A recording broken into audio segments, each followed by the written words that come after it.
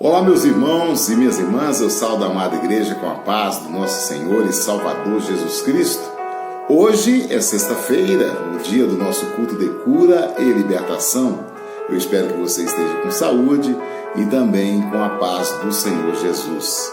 Eu estava meditando aqui na minha casa sobre a questão das pessoas que fazem um trabalho de evangelismo, no meio social no qual vivemos.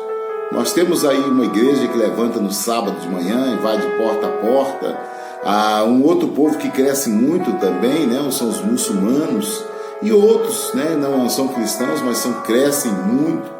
Por que a igreja evangélica nos últimos tempos tem encolhido um pouco? Por quê? Falta de vontade? Falta de preparação? Falta de entusiasmo?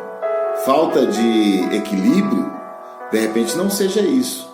E aí então eu tirei uma palavra que está aqui na palavra do Senhor e eu queria depois meditar com os irmãos. Mas antes eu quero orar com você, eu quero que você já comece a pensar nesse tema. Por que nós não estamos fazendo o trabalho que o Senhor nos designou? O trabalho que o Senhor Deus nos designou para a igreja nesses dias. Nós estamos estudando a missão da igreja, o livro A Missão da Igreja, e hoje é sexta-feira, dia de culto de cura e libertação. Vamos orar. Grandioso Deus, Senhor e Pai, Senhor, nós colocamos a Tua igreja, Senhor, nas Tuas mãos, na Tua presença. Nos colocamos aqui também, Senhor, na Tua presença, para ministrar para o Teu povo, Senhor, esta palavra, que é palavra de sabedoria, palavra de cura, palavra de libertação desta noite. Que o Senhor possa nos abençoar, guardar a nossa família, nossos filhos, abençoar aquelas pessoas que estão vindo agora para a igreja, aquelas que estão em casa assistindo este culto. Meu Deus, abençoa cada família, o negócio dessa família, os parentes dessa pessoa que está vendo, os amigos dessa pessoa que está vendo agora este culto. Pai, abençoa toda esta comunidade, em nome do Senhor Jesus. Amém? Eu queria que você abrisse a sua Bíblia lá em Mateus 5, no versículo 13. Abra aí a sua Bíblia, Mateus 5, versículo 13. Vamos lá? Diz assim: vós sois o sal da terra. Já encontrou? Eu vou repetir. Vós sois o sal da terra. Ora, se o sal vier a ser insípido, como lhe restaurar o sabor? Para nada mais presta senão para lançado fora, ser pisado pelos homens. Vamos repetir de novo? Mateus 5, no 13. Vós sois o sal da terra. Ora, se o sal vier a ser insípido, como lhe restaurar o sabor? Para mais nada presta, senão para ser lançado fora, ser pisado pelos homens. Olha, meus irmãos e minhas irmãs, nós temos muitas vezes dúvidas daquilo que nós viemos preparado para fazer. Será que nós temos dúvidas realmente? Será que nós estamos preparados realmente para fazer o ID do Senhor? Eu creio que sim. Nós somos preparados, separados, escolhidos para assim fazer o ID do Senhor Jesus, Então nós temos que estar prontos para buscar aquelas pessoas que estão lá no mundo, sofrendo, e nós não podemos deixá-las para trás, Jesus começou o Sermão da Montanha com as bem-aventuranças, onde mostrou a felicidade daqueles que são verdadeiramente os seus discípulos. Olha bem, então Jesus começou o seu ministério, começou o seu sermão na montanha com as bem-aventuranças e mostrou a felicidade daqueles que são verdadeiros discípulos. A primeira delas: bem-aventurados os pobres de espírito, é a base das outras, e todas as bem-aventuranças são a base do Sermão da Montanha. O que o Senhor diz após esta sessão são aplicadas das bem-aventuranças no comportamento do discípulo no mundo. Após descrever o caráter do povo mais feliz da terra, o Senhor fala sobre o que é isto e o que isto traria ao mundo onde esse povo está inserido. Nós estamos inseridos num contexto no mundo. Nós estamos separados num contexto nesse mundo, mas nós não fazemos parte desse mundo. Uma verdade é percorrer as páginas do Novo Testamento. A igreja é constituída por pessoas que fazem parte de um reino dos céus, que porém vive na terra. Trata-se da realidade da dupla cidadania dos discípulos do Senhor. Ou seja, o verdadeiro discípulo, como eu e como você, eu creio que você também é um verdadeiro discípulo, nós temos a dupla cidadania. Amém? Como súditos do reino dos céus, temos aquele a quem devemos lealdade e temos a nossa Constituição, a palavra de Deus, que é a Bíblia que você tem aí nas suas mãos. Porém, como cidadão deste mundo, Paulo nos lembrou que devemos lealdade e obediência aos governantes, às leis do nosso país. Está em Romanos 13, 1 e lá no 7. Jesus diz que devemos dar a César o que é de César. Está em Romanos 13, 1 ao 7. E Jesus diz que devemos dar a César o que é de César. Está em Mateus 22, 21. O único momento em que podemos entrar em choque com as leis deste mundo é quando elas entram em choque com as leis de Deus. E só podemos dizer não a César quando ele quer que o de Deus, que nós deixamos o reino de Deus para adorá-lo. Aí nós não podemos aceitar, tá certo? Mas enquanto nós somos cidadãos dos céus, nós estamos inseridos nessa terra e nós temos que obedecer os governantes. Teve essa lei que nós não podíamos abrir a igreja, nós obedecemos. Teve depois, outra ação do governo dizendo que só podia abrir com a metade dos membros. Também nós obedecemos. Usar máscara, usar o álcool gel, aferir a pressão, todo mundo participar do culto de máscara, nós estamos obedecendo, não é mesmo? Obedecemos uma lei do Estado, do nosso governador, uma lei do nosso país, uma lei internacional, da Agência de Saúde Internacional. Descendo do monte, o que aconteceu quando ele desceu do monte? Um dia Jesus levou 3 dos seus discípulos a um alto monte e ali mostrou a sua glória na transfiguração. Ao mesmo tempo que Moisés e Elias, 2 gigantes da história judaica, apareciam e conversavam, se fizeram 3 tendas, se fizeram ali com ele.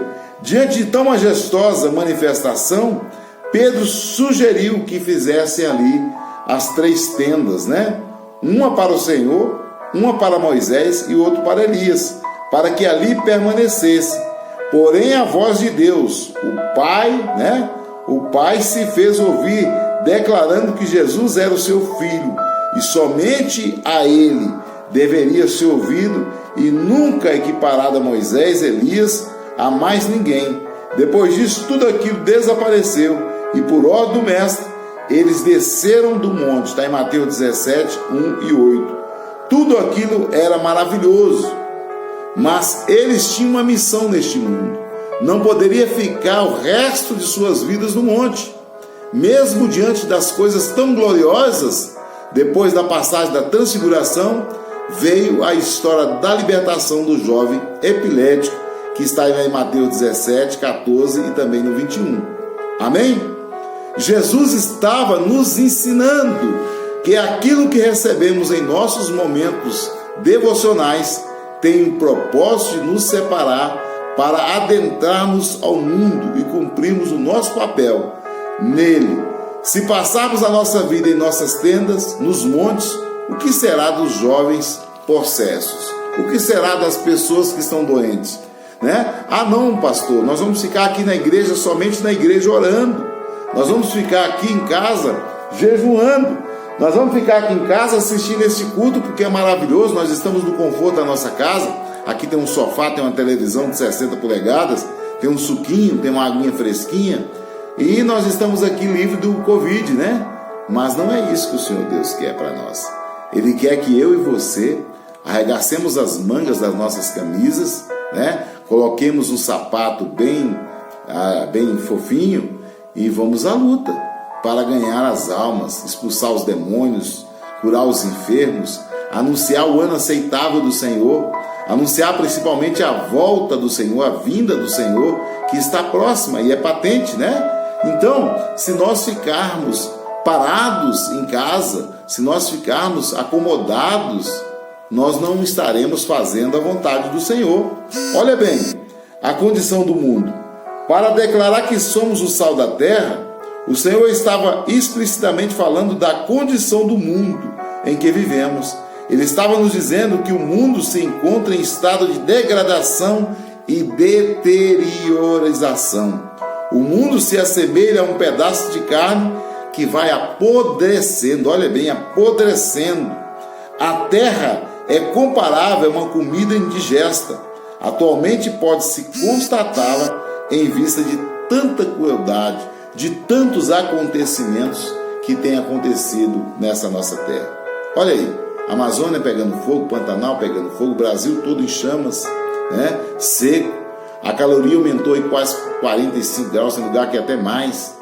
O sofrimento, a seca em alguns lugares, pessoas desesperadas, pessoas que ficaram em casa entraram em depressão, pessoas que ficaram sem contato com os amigos, com os parentes, com os vizinhos, estão vivendo um estado terrível.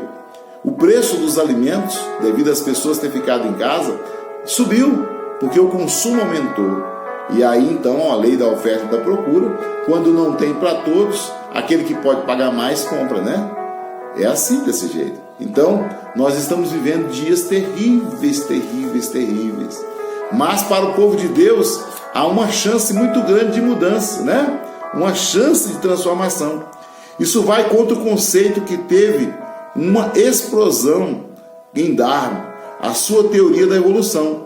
O mundo acredita que está num processo de evolução, principalmente nas áreas da filosofia e da sociologia. A era pós-moderna vende ao homem a ideia que os velhos conceitos estão caindo por terra e sendo substituídos por um conhecimento sem fronteiras, que está liberando a humanidade da visão retrógrada que a escravizava por um tanto tempo. O tempo progressista é um dos mais usados em nossos dias. Olha aí, então existem pessoas pregando que nós estamos vivendo, né, o tempo progressista de Darwin, um tempo progressista. As pessoas estão deixando os velhos costumes e buscando costumes modernos. Será que isso funciona? A palavra do Senhor continua a mesma. Os mandamentos do Senhor Deus continuam os mesmos, né? Ele é o mesmo ontem, hoje e será sempre.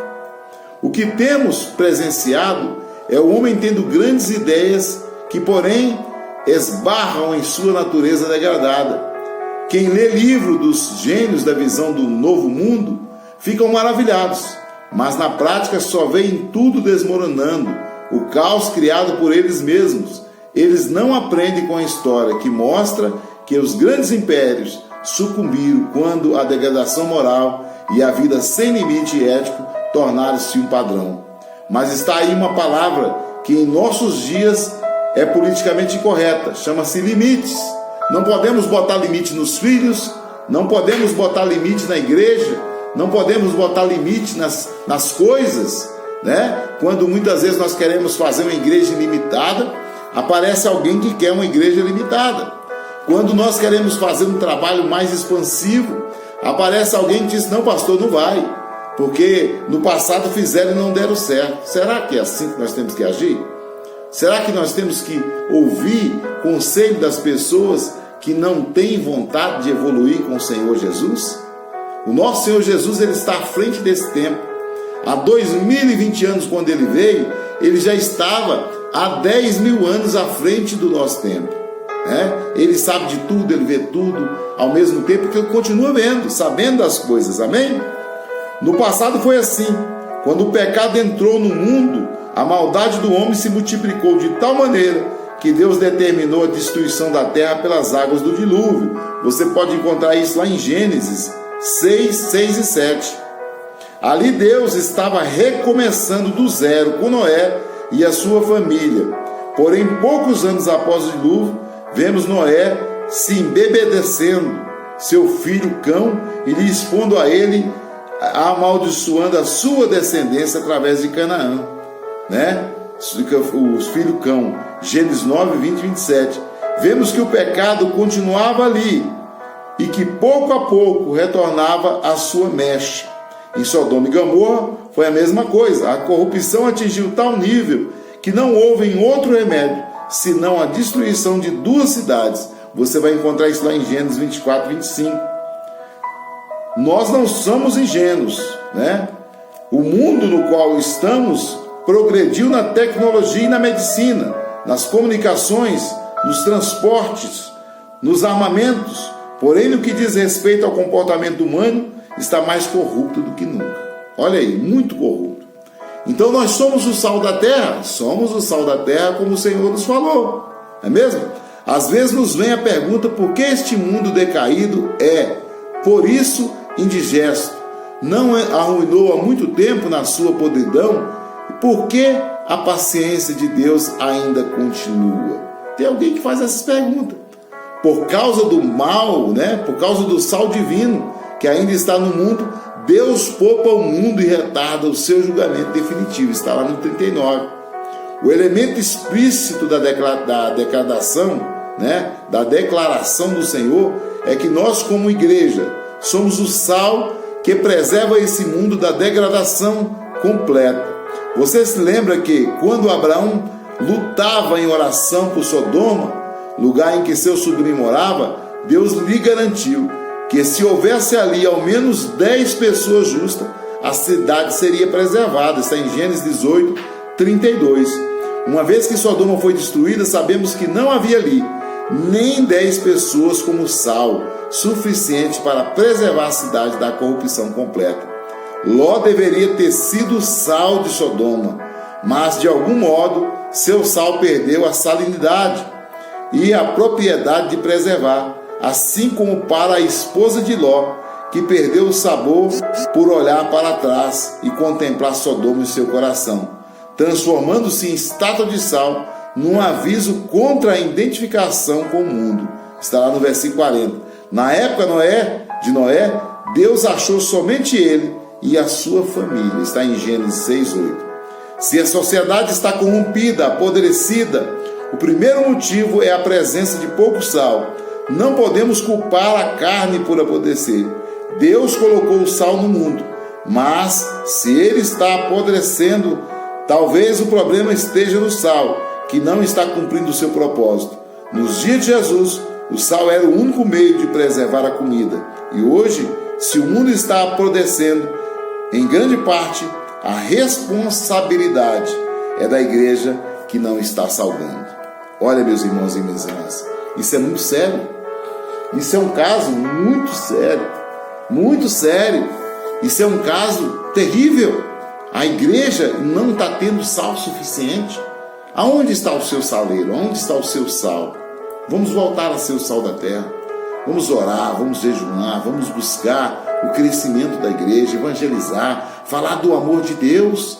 Nós precisamos voltar a ser o sal da terra. A terra está apodrecendo.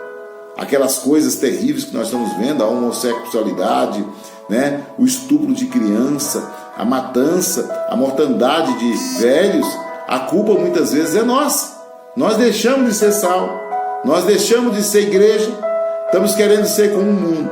E eu convido você, meu irmão, minha irmã, para voltar a ser igreja do Senhor sobre a terra. Nós devemos voltar, porque o Senhor Jesus está voltando. E se nós perdermos o nosso sal, nós perderemos a nossa importância como cristão.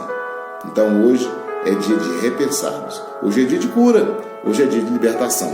Eu quero aproveitar aqui e orar por você, pelos documentos, aí pelos seus pedidos de oração, as fotos que... Coloca aí sobre a Bíblia agora, foto, documento, roupa, a sua vasilha com água também, coloca aí agora. Vamos orar. E logo depois que nós orarmos, nós vamos tomar a água da cura. Amém? Então coloca aí na sua Bíblia agora. Ó Deus Todo-Poderoso, nós clamamos a Ti, Senhor, porque sabemos que o Senhor escuta-nos e responde às nossas petições. Pai, nós não estamos satisfeitos de maneira nenhuma com este mundo. Por isso nós queremos, Senhor, como igreja, fazer a diferença, ser o sal desta terra, ser a luz deste mundo, Pai. E nós pedimos a Ti, Senhor, que o Senhor venha nos abençoar e nos capacitar a cada dia mais. Perdoa, Senhor, as nossas ofensas. Nós ainda estamos vivendo a semana do perdão, Senhor. perdoa as nossas ofensas, como nós temos ofendido. Nos libere, Senhor, de todo mal, nos libere de toda mácula. Senhor, abençoa, Senhor, esses pedidos de oração agora. Esses pedidos, meu Deus, esses documentos que estão sob a Bíblia. Senhor, nós apresentamos essa foto. Apresentamos também, meu Deus, este copo com água, o qual o Senhor vai colocar, meu Deus, aí, o remédio que cura e que liberta. Pai, abençoa a tua igreja, abençoa o teu povo, abençoa este homem agora, esta mulher agora, este jovem, esta jovem, não importa se eles estão aqui em Brasília, se estão em qualquer parte do Brasil ou no exterior, o Senhor mesmo aqui em qualquer lugar, Pai. Então abençoa, em nome do Senhor Jesus. Pai, coloca neste copo com água agora, Senhor, aquilo que nós precisamos para a nossa saúde física. Senhor, porque o Senhor já tratou da nossa saúde espiritual. Então, em nome de Jesus, que essa água se transforme no remédio que cura todas as dores, todos os males, em nome do Senhor Jesus. Pode tomar da sua água, em nome de Jesus. Glória a Deus, né? Esse tempo seco tem que tomar muita água, no mínimo 3 litros de água. Eu quero lembrar aos irmãos que nas quartas-feiras nós temos o nosso culto, né? Que não foi quarta-feira agora que passou, nosso culto de estudos, preparado pelo pastor Augusto, mas a irmã Léa. Ontem, quinta-feira, nós tivemos também um estudo maravilhoso, né? Uma hora com Deus, né? O estudo da graça de Deus, palavra da graça de Deus com a missionária Lu, né? O estudo da palavra de Deus, uma palavra muito forte. Hoje, nós estamos tendo o nosso culto de cura e libertação. E domingo, você sabe o que é domingo? Tem o culto da família. E neste domingo em especial, nós temos o nosso culto de Santa Ceia. Eu estarei no sábado distribuindo a Santa Ceia de casa em casa dos irmãos que ainda não podem ir na igreja. Mas você que pode ir na igreja, você vai na igreja às 18 horas e vai tomar Santa Ceia lá na nossa igreja do Guará. Também estará sendo servida a Santa Ceia no domingo, lá na Catedral às 8, às 15 e às 19 horas também. E nós estaremos distribuindo às 19 horas no domingo a nossa Santa Ceia aí também no Guará, para que você possa participar. Amém? Então eu estou esperando você. Não fique assim em casa. Já foi liberado, né? Não fique em casa. Foi liberado, você pode participar dos cultos, está liberado. Se você se sentir que não pode, você não vá. Fique à vontade. Mas eu quero orar junto com você ali na igreja, louvar o Senhor e agradecer os benefícios que Ele tem nos feito. Amém? Eu queria nesse momento pedir a sua oferta e seu dízimo. Posso?